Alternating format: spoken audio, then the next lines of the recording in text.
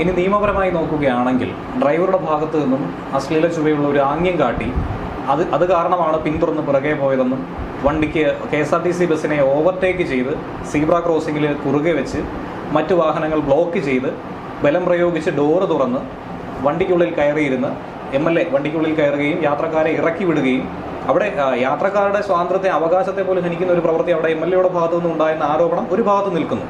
അതുകൂടാതെ സീബ്ര ക്രോസിംഗിൽ ശരിയായ രീതിയിൽ അല്ലാതെ വാഹനം പാർക്ക് ചെയ്തു എന്നല്ല ബ്ലോക്ക് ചെയ്തു എന്ന് തന്നെയാണ് പറയേണ്ടത്. ഇടതുവശത്തു കൂടി ഓവർടേക്ക് ചെയ്തു. ഇങ്ങനെയുള്ള പലതരത്തിലുള്ള ആരോപണം നിൽക്കുന്നുണ്ട്. അപ്പോൾ ശരിക്കും നിയമം ലംഘിച്ചിരിക്കുന്നത് മേയറും MLAയും തന്നെയല്ലേ? തീർച്ചയായും മേയറുടെ വാഹനം ഓവർടേക്ക് ചെയ്തത് ഇടതുവശത്തു കൂടിയാണ്. That is not permitted. Zebra ക്രോസിംഗിൽ വാഹനങ്ങൾ കയറാൻ പോലും പാടില്ല. എൻട്രി ചെയ്യാൻ പാടില്ലാത്ത സീബ്ര ക്രോസിംഗിൽ എങ്ങനെയാണ് മേയറുടെ വാഹനം എത്തി? അടുത്തത് ഈ മേയർ വാഹനം ഇട്ട രീതി, that is an offensive manor.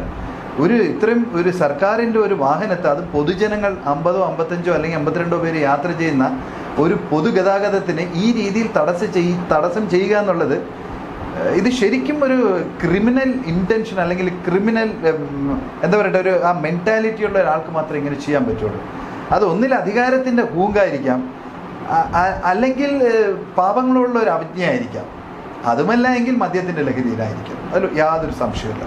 അല്ലെങ്കിൽ ഒരിക്കലും സാധാരണ ഒരു വ്യക്തി ഇത്തരത്തിൽ ഇടതുവശത്തുകൂടെ ഓവർടേക്ക് ചെയ്ത് സീബ്ര ലൈനിൽ സ്റ്റോപ്പ് ചെയ്ത് പൊതുഗതാഗതം തടസ്സപ്പെടുത്തി ജനങ്ങളെ തെരുവിലാക്കി ഡോറ് തുറന്ന് സർക്കാർ ഉദ്യോഗസ്ഥൻ്റെ കൃത്യനിർവഹണത്തിന് തടസ്സം നിൽക്കുക, ഇത് ഒരിക്കലും ക്ഷമിക്കാൻ പറ്റാത്തൊരു കുറ്റകൃത്യമാണ്.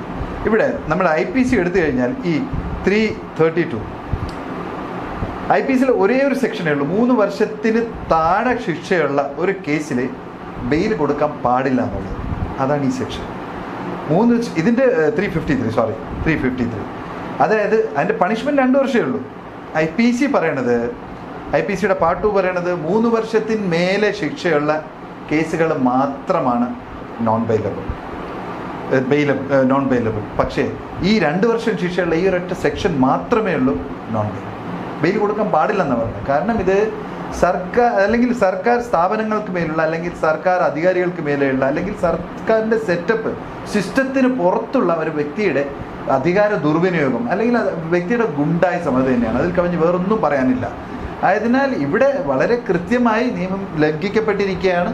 വിവിധ വകുപ്പുകളിട്ട്, IPCയുടെ വിവിധ വകുപ്പുകളിട്ട്, മോട്ടോർ വെഹിക്കിൾ ഡിപ്പാർട്ട്മെൻറ്റിൻ്റെ ചില വകുപ്പുകളുണ്ട്, എല്ലാം കൂടെ ഇട്ട് ഇവർക്കെതിരെ ന്യായമായ രീതിയിൽ നോൺ ബെയിലബിൾ ഒഫൻസ് ഇടാനും ഇവരെ കസ്റ്റഡിയിലെടുത്ത് റിമാൻഡ് ചെയ്യാനും വകുപ്പുകളുള്ള സെക്ഷൻസാണ് ഇടേണ്ടത്. പക്ഷേ തീർച്ചയായും യദുവിൻ്റെ പരാതി ഇതുവരെ ശ്രദ്ധിക്കപ്പെട്ടിട്ടില്ല. എന്നാൽ 2 ദിവസത്തിനുള്ളിൽ തന്നെ ഹോപ്സോ യദുവിൻ്റെ പരാതി കോടതി വഴിയെങ്കിൽ FIR രേഖപ്പെടുത്തും. അതിന് തക്കതായ നല്ല വക്കീലന്മാരെ ഇത് കണ്ടിട്ടുണ്ടാവും ഞാൻ വിശ്വസിക്കുന്നു. കാരണം മാന്യനായൊരു മനുഷ്യനാണ്. അദ്ദേഹത്തിൻ്റെ വീഡിയോ സംപ്രേഷണത്തിലൊക്കെ അദ്ദേഹത്തിൻ്റെ ഭാഷാരീതിയും അദ്ദേഹം പറയുന്ന കാര്യങ്ങളൊക്കെ നമുക്ക് വളരെ വ്യക്തമായി കാണാം.